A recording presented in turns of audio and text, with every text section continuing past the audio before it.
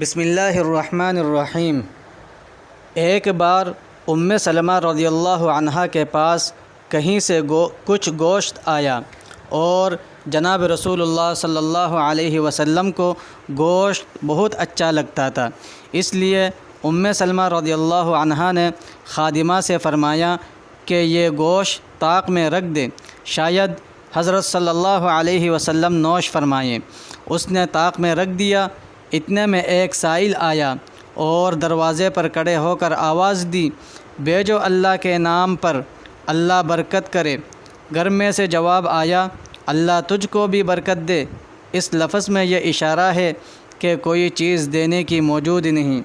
وہ سائل چلا گیا۔ اتنے میں رسول اللہ صلی اللہ علیہ وسلم تشریف لائے اور فرمایا، اے سلمہ، تمہارے پاس کھانے کی کوئی چیز ہے؟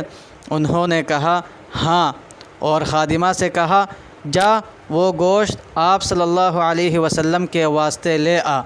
وہ گوشت لینے گئی، دیکھتی کیا ہے کہ وہاں گوشت کا تو نام بھی نہیں ہے، فقط ایک سفید پتھر کا ٹکڑا رکھا ہے۔ آپ صلی اللہ علیہ وسلم نے فرمایا، چونکہ تم نے سائل کو نہ دیا تھا اس لیے وہ گوشت پتھر بن گیا۔ میرے محترم بہنوں، غور کیجئے کہ اللہ کے نام پر نہ دینے کی یہ نحوست ہوئی کہ اس گوشت کی صورت بگڑ گئی اور پتھر بن گیا۔ اسی طرح جو شخص سائل سے بہانہ کر کے خود کھاتا ہے وہ پتھر کھا رہا ہے، جس کا یہ اثر ہے کہ سنگ دلی اور دل کی سختی بڑھتی چلی جاتی ہے۔